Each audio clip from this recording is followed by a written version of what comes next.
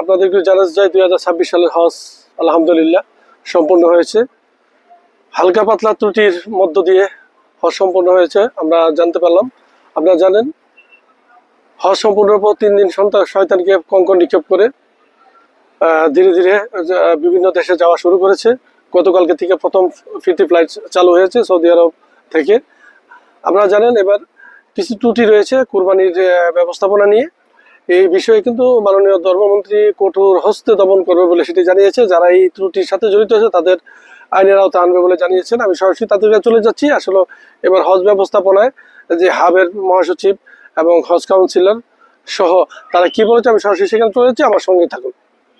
আলহামদুলিল্লাহ, সমস্ত ক্ষমতার মালিক আমার আল্লাহ। আল্লাহ যা চান তাই হয়, আল্লাহ যা চায় না তা হয় না।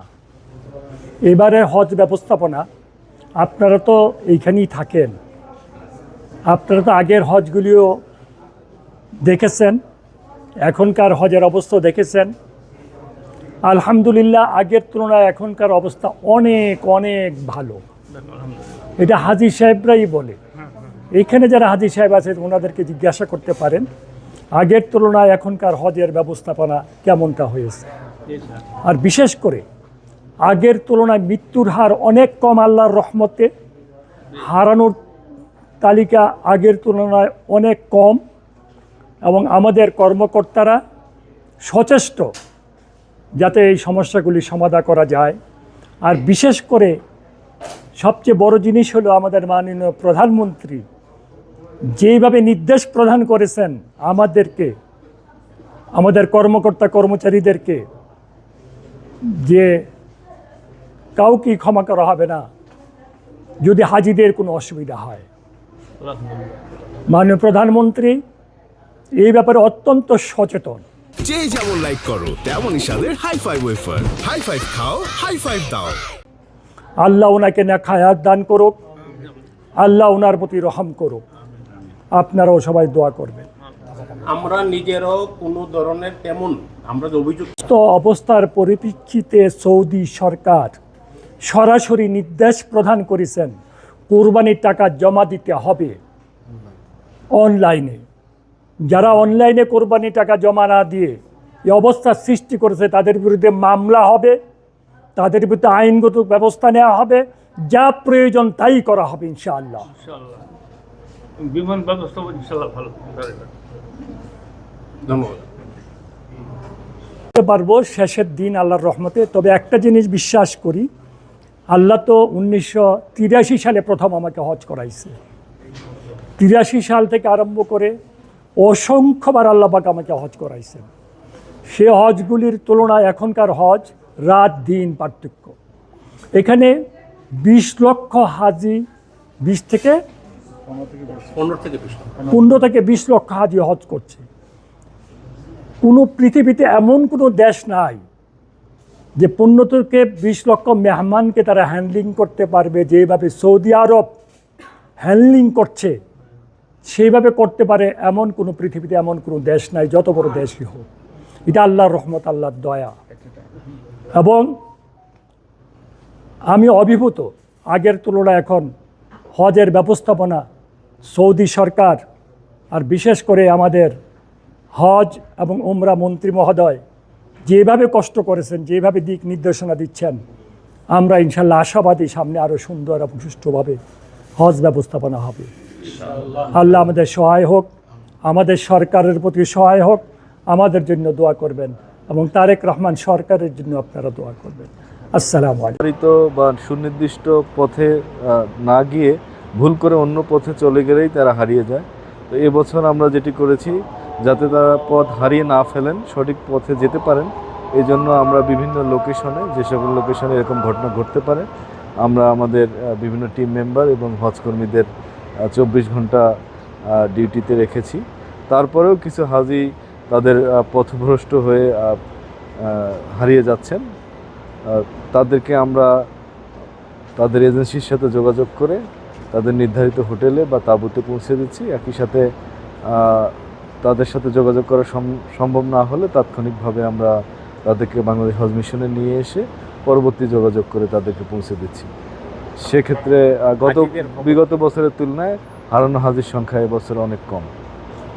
এবং কি হাজিরা কোথায় আছে কি আছে আপনি জানেন যে জানেন যে এই বছর মাননীয় প্রধানমন্ত্রী একটা গণতান্ত্রিক রাষ্ট্র ব্যবস্থার সরকার প্রধান, তিনি হজের ব্যাপারে অনেক বেশি আন্তরিক ছিলেন এবং তার নির্দেশনায় হজ ক্যাম্পে মাননীয় মন্ত্রী মহোদয় সার্বক্ষণিক তদারকি করেছেন, হাফ তদারকি করেছে এবং মাননীয় প্রধানমন্ত্রীর এই সচেতনতার কারণে বাংলাদেশের হজযাত্রীরা এবার অনেক বেশি সেবা পেয়েছেন।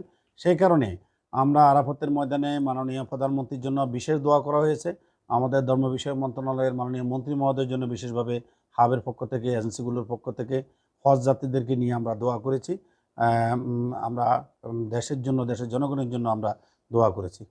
এবছর আপনি জেনে খুশি হবেন যে হারানো হজযাত্রীর সংখ্যা এখন পর্যন্ত খুব বেশি নয় এবং যারা হারাচ্ছেন তাদেরকে আমরা যথাযথভাবে মন্ত্রণালয়ের কর্মকর্তাবৃন্দ এবং হাবের সম্মিলিত প্রচেষ্টায় আমরা তাদেরকে যথাসময়ে তাদের এজেন্সির হোটেলে আমরা ফেরত দিতে সক্ষম হচ্ছি। মাননীয় মন্ত্রী মহোদয় সার্বক্ষণিকভাবে এই বিষয়টি তদারকি করছেন, আমরা ওনার নেতৃত্বে সুন্দরভাবে বিষয়টি দেখভাল করছি।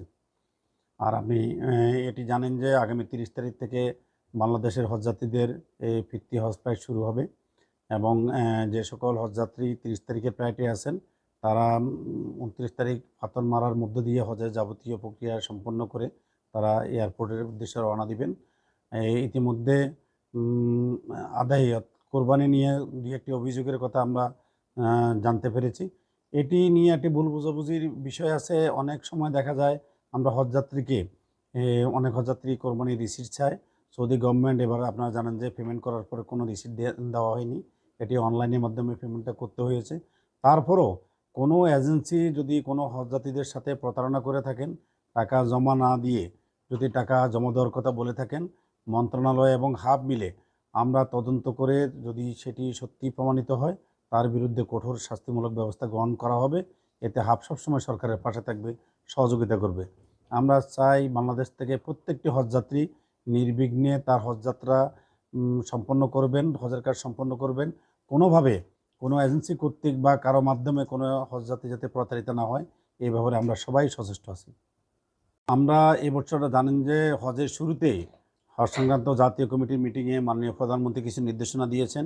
সেই নির্দেশনার আলোকে মাননীয় মন্ত্রী মহোদয় সার্বক্ষণিকভাবে হজ কার্যক্রম তদারকি করেছেন। ওনার নির্দেশনা অনুযায়ী হাবের পক্ষ থেকে আমরা প্রত্যেকটি এজেন্সিকে তার দায়িত্ব এবং কর্তব্য সম্পর্কে সচেতন করার চেষ্টা করেছি। হজযাত্রীদের প্রাপ্য যে সুযোগ সুবিধাগুলো সেগুলো যাতে তারা নিশ্চিত করেন, কোনোভাবে কোনো হজযাত্রীর সাথে তার যে চুক্তির কোনো সেবা থেকে যাতে কোনো হজযাত্রী বঞ্চিত না হন সেটি নিশ্চিত করার জন্য আমাদের প্রচেষ্টা ছিল এবং আমাদের এজেন্সিগুলো সর্বতভাবে সহযোগিতা করেছেন, যার কারণে অন্যান্য বছরের তুলনায় মক্কাতেও এবার হজযাত্রীদের পক্ষ থেকে অভিযোগের সংখ্যা খুবই নগণ্য। আমরা আশা করি এটা আমরা জিরোতে নিয়ে আসবো ইনশাল্লাহ।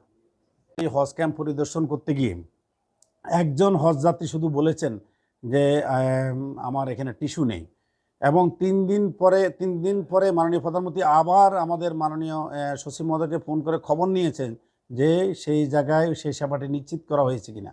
মানে প্রতিটি ছোটোখাটো বিষয় তিনি খোঁজখবর রেখেছেন, কোনো হজযাত্রী কোনো রকম কষ্ট পাচ্ছেন কিনা, কোনো রকম সমস্যা আছে কিনা। এবং হজ ক্যাম্পে মাননীয় প্রধানমন্ত্রীর পক্ষ থেকে 1 লক্ষ বোতল পানি দেওয়া হয়েছে এবং হজ ক্যাম্পে কোনো র্যাপিং মেশিন ছিল না। হজযাত্রীরা র্যাপিং ছাড়া তাদের লাগেজগুলো নিয়ে আসতেন, লাগেজগুলো খুলে যেত, তাদের মালপত্র হারানো যেত। এইবার মাননীয় প্রধানমন্ত্রীর পক্ষ থেকে সেখানে 2টি র্যাপিং মেশিন দেওয়া হয়েছে এবং সেখান থেকে প্রত্যেক হজযাত্রী তার লাগেজগুলো বিনামূল্যে র্যাপিং করে এনেছেন। আমাদের মাননীয় মন্ত্রী মহোদয়ের পক্ষ থেকে সেখানে আপনারা জানেন যে হজ ক্যাম্পে মশার যন্ত্রণায় হাজিরা অবস্থান করতে পারতেন না, এবার মশামুক্ত পরিবেশে তারা সেখানে অবস্থান করেছেন। মাননীয় মন্ত্রী মহোদয় নিজ উদ্যোগে নিজ টাকায় সেখানে মশার মেশিন কেনার সহ 85 জন হজকর্মীকে খাওয়া দাওয়া থেকে শুরু করে তাদের উপহার সামগ্রী সব কিছু তিনি নিশ্চিত করেছেন যাতে হজযাত্রীরা যথাযথ সেবা পায়। এবং উনার উদ্যোগের কারণে, মাননীয় প্রধানমন্ত্রীর নির্দেশনার কারণে এবছর হজযাত্রীরা অনেক বেশি সুন্দর সেবা নিয়ে সুশৃঙ্খলভাবে বাংলাদেশ থেকে সৌদি আরব এসেছেন, যার কারণে এটা সুক্রিয়া হিসেবে আমরা মাননীয় সরকার প্রধান এবং মাননীয় মন্ত্রী মহোদয়ের জন্য হজযাত্রীদেরকে নিয়ে বিশেষভাবে দোয়া করেছি আরাফাতের ময়দানে। অভিযোগের বলছে আপনি জানেন যে 45 জন হজযাত্রীর জন্য একজন গাইড নির্ধারণ করা থাকে। যখন জামারাতে পাথর মারার জন্য আসা হয় বা মুজদালিফাতে বা ফরজ তওয়াফের সময় যখন আসে, আপনি জানেন যে আমাদের বাংলাদেশের হজযাত্রীরা শৃঙ্খলাবদ্ধ নয় এবং গাইডের নেতৃত্বটা তারা সঠিকভাবে অনুসরণ করেন না, যার কারণে দেখা যায় যে এই 45 জন হজযাত্রী থেকে একজন হজযাত্রী তাওয়াফের সময়, সাই করার সময় বা পাথর মারার সময় তিনি দল ছুটে গেছেন। এখন এই একজন গাইড যদি ওই হজযাত্রীকে খুঁজতে থাকেন, তার বাকি 46 জনও কিন্তু হারিয়ে যাবেন। তার প্রথম কাজ হচ্ছে এই 46 জনকে সে সেবাটা নিশ্চিত করা, তার কাজটা নিশ্চিত করা, এবং যিনি হারিয়ে গেছেন তার জন্য হাবের পক্ষ থেকে তার এজেন্সির অন্য প্রতিনিধির মাধ্যমে আমরা কিন্তু এই হজযাত্রীকে আমরা খুঁজে বের করি, বা প্রায় সময় এই হজযাত্রী মিশনে আসেন এবং আমরা আমাদের প্রতিনিধির মাধ্যমে তাদের হোটেলে যোগাযোগ করে, তাদের এজেন্সির সাথে যোগাযোগ করে তাদের হোটেলে পৌঁছানোর ব্যবস্থা করি।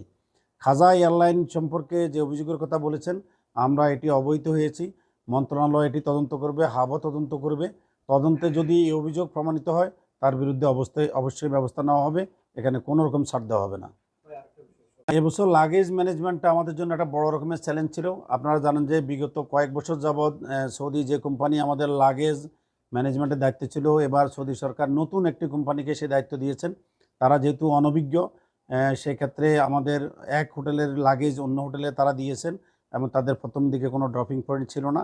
পরবর্তীতে সরকারের প্রচেষ্টা এখানে একটা ড্রপিং পয়েন্টও হয়েছে এবং যে লাগেজগুলো হারানো ছিল, সরকার এবং হাব মিলে আমরা অধিকাংশ লাগেজ উদ্ধার করে হজযাত্রীদেরকে আমরা দিতে সক্ষম হয়েছি। ছোটোখাটো কিছু বিষয় আছে, এগুলো আমরা আশা করি 2-1 দিনের মধ্যে এগুলো সমাধান হয়ে যাবে এবং কোনো হজযাত্রী তার লাগেজ থেকে বঞ্চিত হবেন না।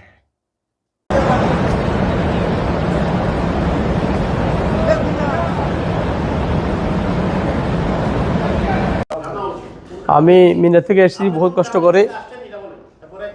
করে এসেছি এখানে হজ মিশনে বোঝার জন্য। আমাদের মোয়াল্লেম সাহেব উনি আমাকে বলছেন, আগেও বলছেন বাংলাদেশে এবং এখানেও বলছেন যে কোরবানির টাকা সরকারিভাবে নেওয়া হয়েছে এবং কোরবানি সমমত কোরবানি করে আপনাদেরকে বলবো, ওই সময় আপনারা হালাল হবেন।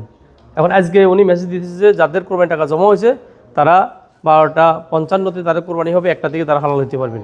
আমি জিজ্ঞেস করলাম যে না আপনাদের টাকা জমা হয় না। আমি তো বললাম যে আপনি দেশেও বলছেন এবং এইখানেও মক্কা শরীফে বলছেন। এখন আমি এই জন্য বাংলাদেশ হজ মিশনে আসছি যে আসলে বিষয়টা জানার জন্য, যদি আমি কোরবানি করতে হয় তাহলে হজ মিশনের মাধ্যমে আমি কোরবানিটা করব, এই আর কি। এটা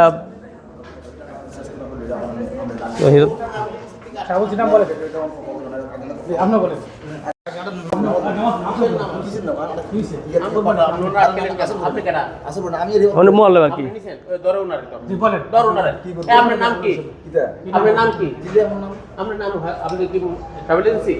না না না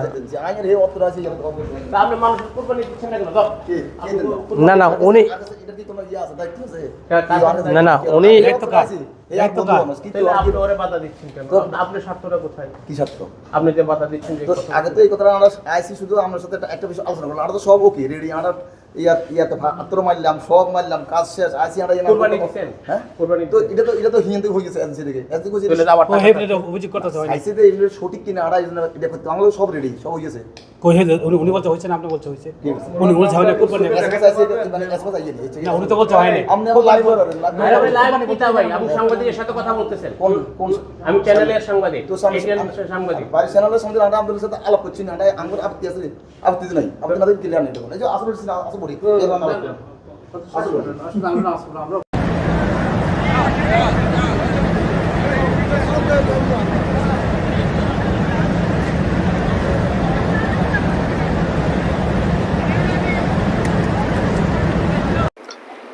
জি হ্যাঁ দর্শক, আপনারা দেখতে পাচ্ছেন ধর্মপ্রাণ মুসলমানগণ হজ সম্পূর্ণ করে অনেকে মদিনা যাচ্ছে, অনেকে মক্কাতে তাদের হোটেলে অবস্থান করছেন।